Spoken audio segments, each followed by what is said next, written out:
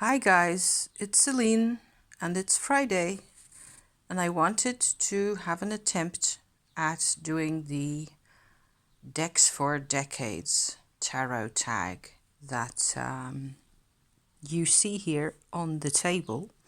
All this here belongs to that. Must say I'm really impressed with how deep this goes for a lot of people. So far I have watched the Three Fat Readers collab on this tag and Jessica the Story Witch's original video just now. How to, and I'm just impressed at how deep it goes and how people follow, different paths, and yet there's always like a reclaiming at some point or else a settling into a shape or a form that's different from where they come from.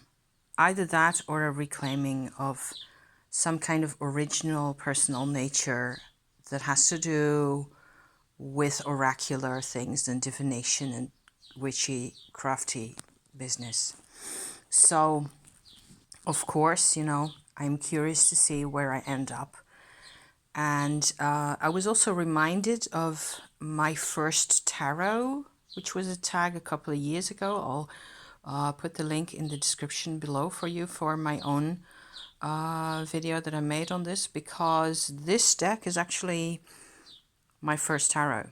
So it's a different story, and I remember and value having made that video then to that tag because it helped me decide immediately, okay, so this deck has to be in here as well. So to just, go move in to this tag here, my first couple of photographs are these of me as a 4-year-old or thereabouts, and here, rather different, after my parents' divorce, or even during, in the middle of the divorce period. There's another photo I wanted to show you, which is in here. Yes, that's the next decade. So these two are my first decade.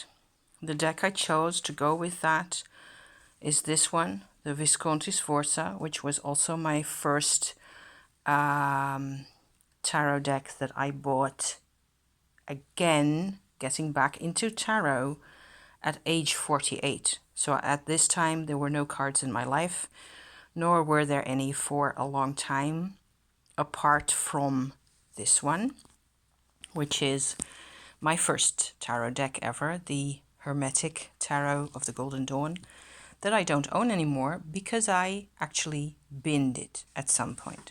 I was just keeping getting upset with the faces and the way, like, yeah, this here, I think it's just too ugly for words.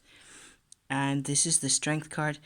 Actually, this is one of the very many occasions where I feel something happened in my life that prevented me from latching on, from identifying with something that eventually became really important to me. But there has been this sense of it being made impossible or inaccessible to me. Often, again and again. And this tarot deck, so the first, the Visconti Sforza, I see as a very the kind of message that I tend to get from this is there is no problem. You do not have a problem. I actually figured out using these cards, first of all, that you can have a positive card in a positive query. And what it really means for me is that there's something I really need to pay attention to, and that can go really dark really quickly. So shadow work, right? But that was only happening to me like way later. At this point in my life was structured by other people, and what happened to those people affected me, and I had no say in it. And this deck, so the second decade deck, the Hermetic, it was like, okay, this is the deck that I have. The photograph that I have that goes with that is actually over here, like I wanted to show you. This is me on the left side and my cousin on the right, who's a couple of years younger, and my grandpa. And I think I'm 16 here, more or less. It's the only photograph I have of that time where I look reasonably, like I'm on holiday or something. And I just don't really have an identity. And now, looking back at these cards here in this deck, I can sort of see that reflected in this tarot deck. So I guess I bought it for a reason, back then. But I ended up not liking the imagery at all, so I threw it away. My next decade, so going from 20 to 30, I have this photograph in the south of France as well, just like the previous one. We had been out collecting branches and, wood for the wood stove. The deck that I use now, more or less in the same type of atmosphere, going to the south of France, going to exotic places. I have traveled enormously all over Europe with my mom. The fact how my life was structured and organized by other people, it was my mom who did that, later after the divorce of my parents. It was she who determined where we went and when and how and for how long. And the Kazanlar, which is my little version of that really interesting tarot deck, has all these cultures in it. Some of them I kind of relate to rather strongly in ways that are inexplicable. This I just, nicked off the internet and printed out and made my own little cardboard version of it, because these decks do occasionally come up, but it's not, a price that I am really willing to pay for a single tarot deck like that. I've always found that a bit hard to accept, that you'd have to pay over 100 euros for something like that. So this is like my illusion fairy tale coming as I was growing up to camouflage all this stuff, all this black and white traumatized background that was really, look at that strength card. How she's, beating up the lion. Thank you. No, thank you. So then I was continuing to believe in this dream. I just sort of chose to live in a dream, really, with all these cultural kinds of heritage, all these kinds of sort of connections. Nowadays, I have a completely different take on these connections, and some of them still resonate very deeply for me. And also the traveling and the parts of Europe that I, have lived in have gotten a new meaning. But that's been an enormous process, and it's been, at times, it's been really hard finding out who I really am, And just like for other people, like I heard other people say, what is it that you really end up choosing? How can you make sense of yourself?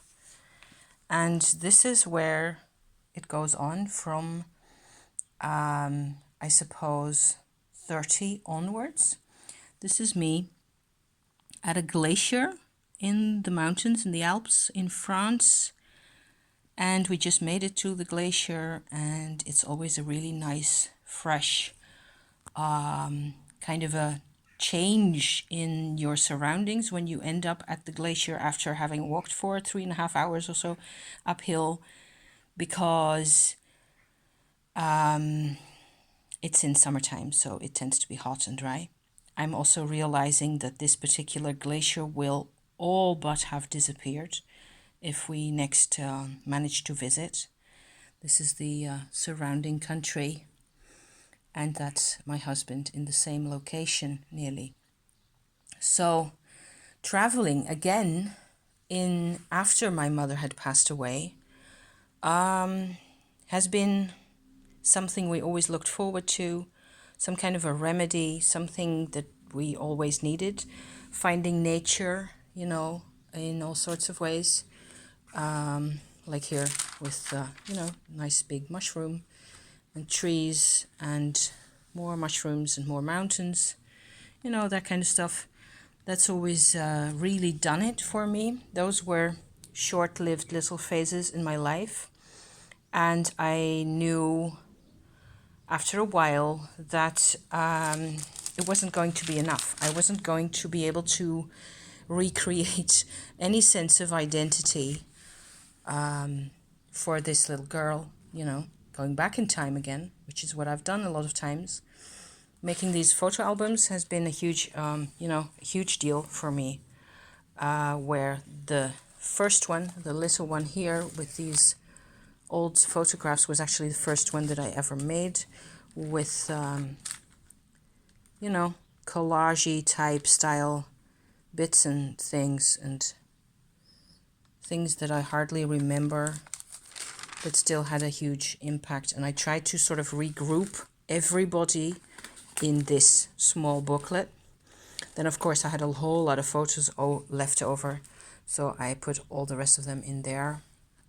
And all that was part of a lot of research to find out who it was that I am not, basically.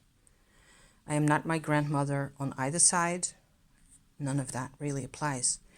So there's a third book that I'm also using here to, show you how this went about for me. Because, of course, I had to get into the experience of things.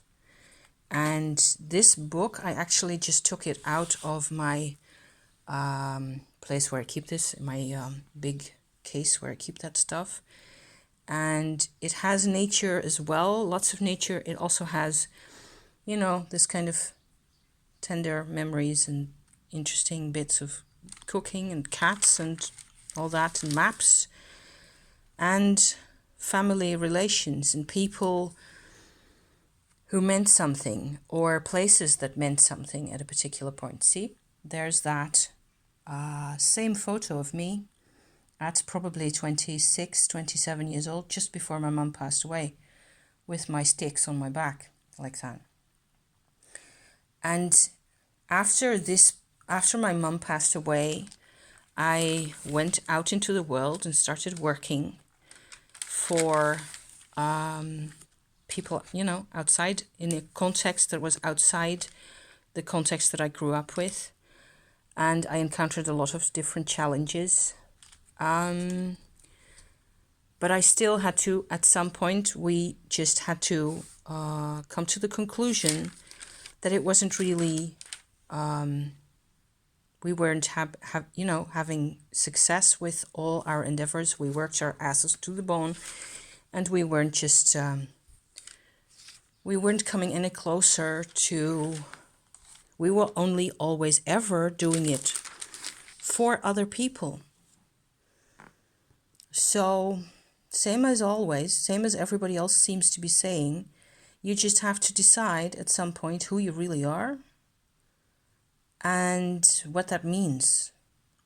So, in terms of tarot, I sort of think that the deck that exemplifies this period in my life, so 30 to 40, right, is the Marielle.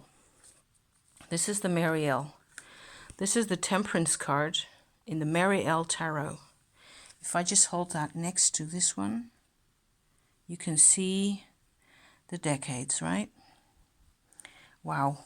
I mean, that was just kind of accidental. I just pulled a few cards out of each deck to be able to show you. Everybody knows what the Marielle looks like, but still. So that was kind of scary to... sorry for the sawing noises. I'll have to pause a second. And we're back. Yes, I just closed everything up for a tiny bit here because people have to do other things besides my filming. I did a soul retrieval on YouTube, and that was what brought me closer to a sense of who I really am, what the first thing I did after that experience, or the final experience that sort of clinched the deal for me in terms of soul retrieval, was that I went out and got my first tarot deck at the time, which was the Visconti Sforza. I remember being super emotional and excited, and like having a feeling like coming home after endless years, to the concept of tarot for some reason, to the sense of a life that made some kind of sense, even if you have to dig really deep, endlessly. So at that moment, and then I was 48 already, this deck did not have any limiting significance for me, or any sense of being very, positivistic and deterministic and kind of, I don't know, kind of forbidding in a way, and limiting. At the time, this was a liberation. So I think that's kind of important for me to tell you also, because it looks different from where I am now. Everything really looks very different. And I started, making these books. I did a ton of family tree research. I'm looking for my mugshot that is in here somewhere. That actually has, yes. Okay, so this is a post-soul retrieval photo of me, where I guess I am 48, thereabouts, 49 maybe, with my cat. The cat was really important to my development, and I had to go through a lot of things, and the Marielle was there at the time when we were, going through this. My husband is in there as well as my cat, and it's just been a big deal. These are the most recent photos of me, where the most recent one is actually this one. Some people may have seen me with my proud face and my sweater that I knitted out of my hand-spun wool. On Facebook, I have worn this sweater on my YouTube channel a million times over the winter. I printed them all all three, because I kind of like my portrait as it is, which is on the same walk as down here. And yes, I am over 50 now. So there's more decks, and there's more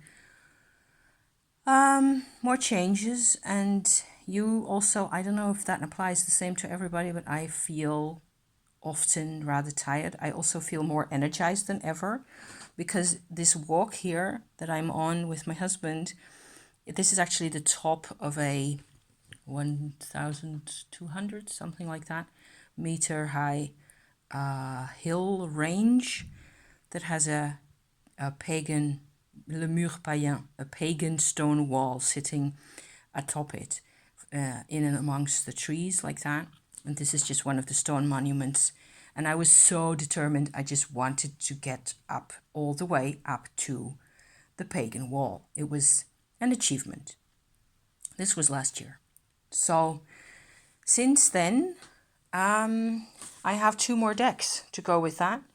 My deck of the winter that I made, which is a very old school tarot de Marseille type deck, Italian, Bologna, very crummy looking images. This is actually not from that same deck. There's a couple of, I made a box for it too. I just went ahead and did more, cutting and pasting, because you need something to do, right? In the wintertime, when it's dark. These are really nice small cards. I have used them occasionally. I find this very friendly to work with. I work with Tarot de Marseille and Besançon quite a lot.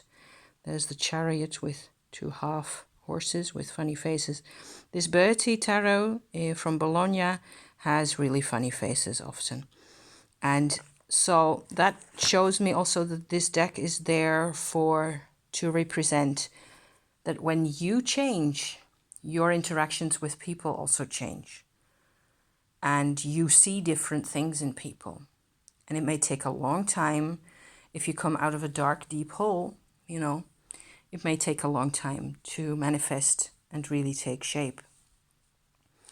And so as to where I am now, I just had to include my own other handmade project that I'm still working on. I just finished this morning putting new ochre paint edges on these cards, and I have made a couple more of them. These are images from mostly Tibetan and Indian culture that I just picked a few out of these to show you.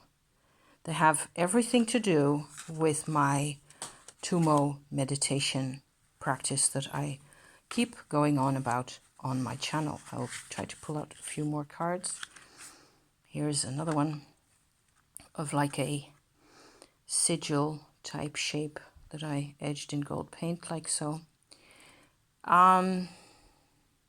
It's very special if you make your own stuff like this. This is a white Tara figure. This is maybe a good one to close up with because I have more. This is like, I don't know, 16 of these heptagonal cards, and there's a couple of square ones going in as well. It turns out these are meditation cards much more than oracle cards, so it's a completely different system.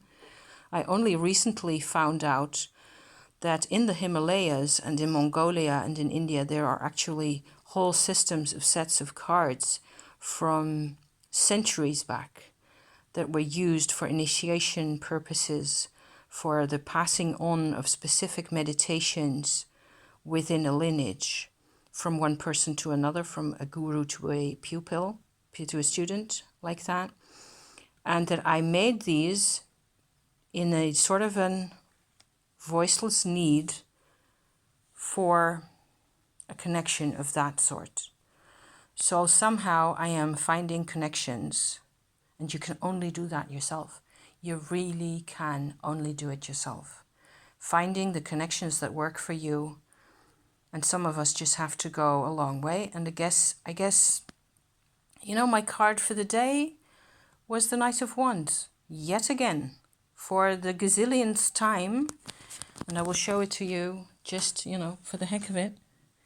Because this is my everyday deck that I use all the time, which is a Tarot de Besançon, similar to Marseille.